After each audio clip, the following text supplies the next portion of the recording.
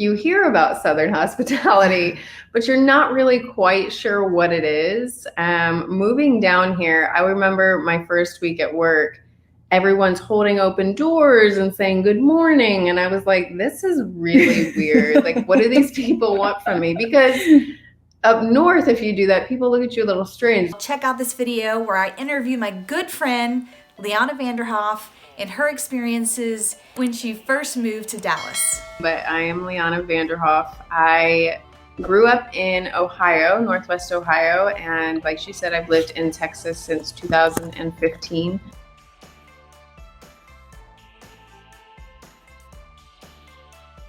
The first thing that comes to mind is Southern hospitality.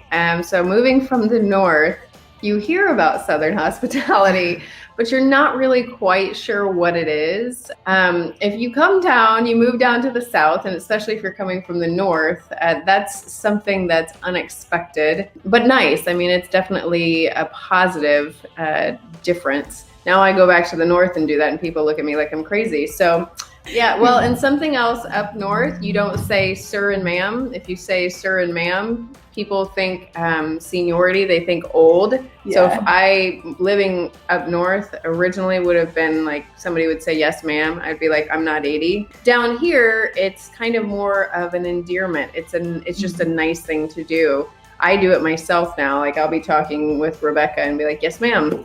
And it just becomes a habit. Maybe, silly, but it was a big change for me. As far as just the move itself, I would say knowing where to live, like knowing what areas are good, what areas to stay away from. When I first called my first realtor, when I was moving down here, the first thing I said I wanted was a house with a basement. And she said, that might be difficult to find. And I said, why is that? She said, houses in Texas don't have basements. The ground here can't support them. Mm-hmm. So for me, that was a little shocking because I grew up in Tornado Alley. So I'm like, well, what do you do if there's a tornado? And she said, we go to the center of the house. And I'm like, what?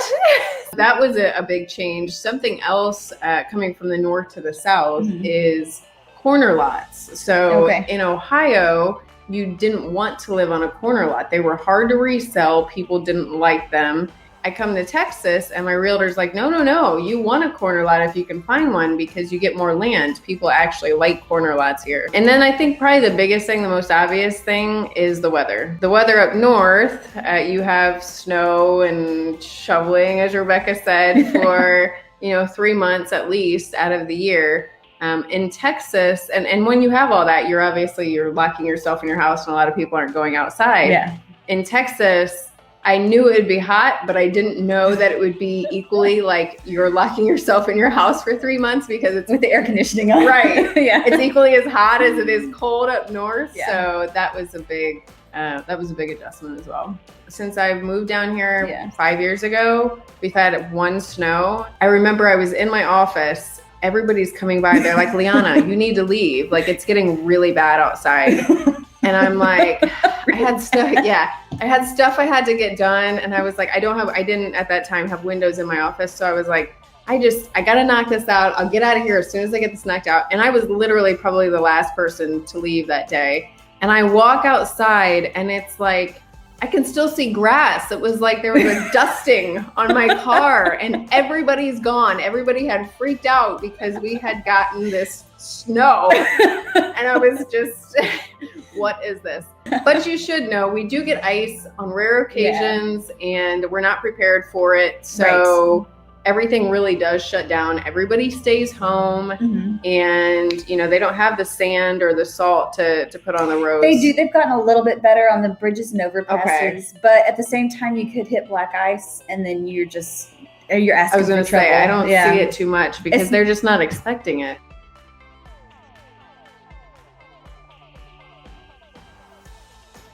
I think for me, the biggest fear was leaving that security of the familiar, like my friends, my family. I had lived in the same general area within a couple of hours in Ohio my whole life. So if I needed to go get my hair done, I could still drive an hour to the same hairdresser. Or if I needed to go to the doctor, I could still drive to the same doctor. So it was knowing I was going to have to rely on strangers. I was going to have to meet new people, which I'm somewhat outgoing. Meeting new people can be a little bit scary. So you're definitely you have to put yourself out there in order to be able to meet people. I moved down for work. I met a lot of people through, my job. And I definitely have learned Texas is a melting pot of people from everywhere. It almost seems like you're hard pressed to find a true Texan, like somebody born and raised in Texas. Yeah, I mean, that helped, I will say, like knowing that you're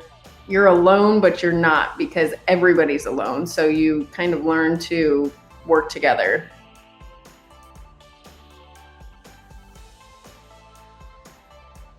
When I found out that I was going to be moving to Texas, when I got the job, I took a week and flew down, met with a realtor, and literally just drove all over that week looking at houses, like in a mad scramble. Like I had to find a house because I was going to be moving. And didn't find a house. What I did was I ended up setting up a hotel, like a extended stay type hotel. I moved in probably about a month. I was living there, and still, like, my nights after I'd get off work, I would call the realtor, we'd jump in the car and we'd go start looking at houses. So it probably took me about a month. When I came down, the market was crazy. Like houses were getting offers, like 3-4 offers like in the first 10 minutes, and they were over asking price. So it was hard to compete when I first moved down and was looking for a house. I'm not sure how it is today, but I know it was that way then. So I definitely had to do some compromising on what my wants were. But about a month in, I think I found something. If you want to see it in person before you buy it, which I absolutely did, and I recommend, you're going to have to just be here so that, if something comes on the market, you can go right away and go see it. Yeah, so sometimes it does work out like good, but other times, you need to have a plan B.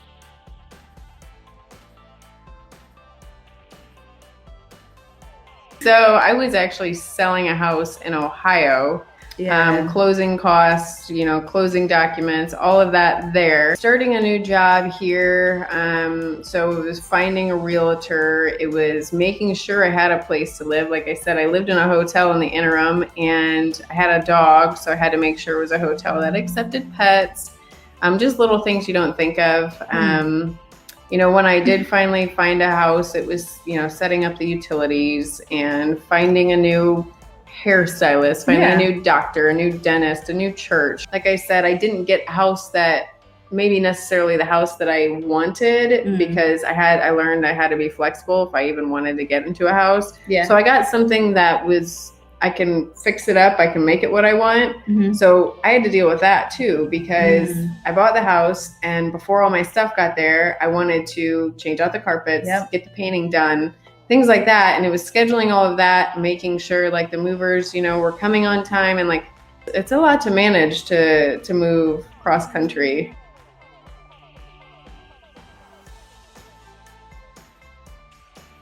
Well, the whole reason I moved to Texas was for work. And I honestly found my dream job here in Texas with a dream company.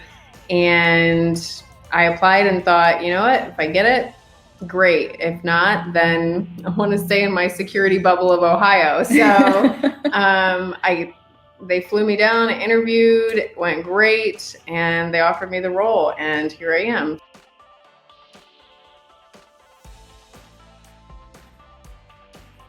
Okay, so for me, it was narrowing down what I wanted, as far as what I wanted in a house, or even that I wanted a house, because there was the option of a rental. There's, downtown high rises, whatever.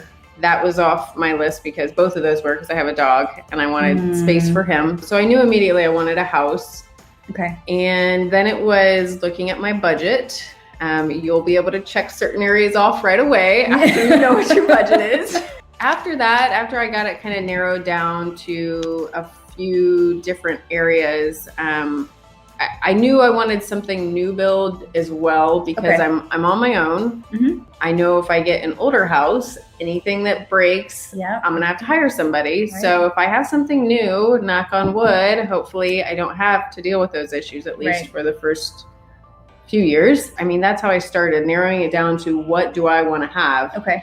From there, I started looking at the areas that have those as options. So I looked at the Aubrey, the Prosper, the Salina area, McKinney, because those were all the areas that really had a lot of new builds. And Frisco and Plano. Plano's where I'm working. Mm-hmm. Weren't quite as affordable, didn't have a lot of new builds in comparison. Mm-hmm. So that's why I looked at those specific areas. The thing that turned me off to the Salina and Prosper and Aubrey areas was that there's one road in and out, and traffic was always miserable, even if it wasn't rush hour. Just going there to look at them, traffic was awful. And so that kind of steered me away from there. If I would have found a house I loved, then it might have been a different story. That for me, I don't want to be sitting in traffic. Also, a lot of new builds out that way have PIDs.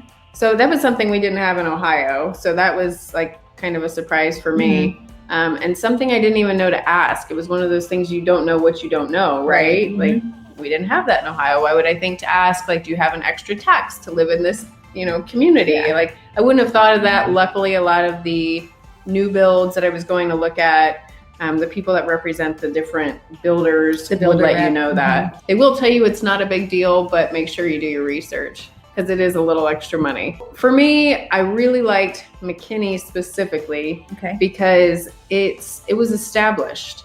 It has this beautiful little downtown, which my realtor was like, I don't even know if we were planning on looking in McKinney. And she's like, let me just drive you through the downtown. And she took me like around the square, and I saw all the little boutiques, and there's wineries, and there's places to eat. And it's just cute. I mean, it's just a cool little like downtown, like old established downtown, but it's still like happening. There's still all these establishments going. Honestly, once she drove me through downtown McKinney, I was like, this is really cool. Like, I like this. I could see myself down here, just, walking down here on a nice day, or stopping for a glass of wine with girlfriends, or whatever it might be. There's a shop you can buy pie by the slice. Emporium Pies in McKinney. Yes. That's what we're talking about. Yes. And they have like, the restaurants down there are amazing. Yes. I love Rick's. I love Harvest.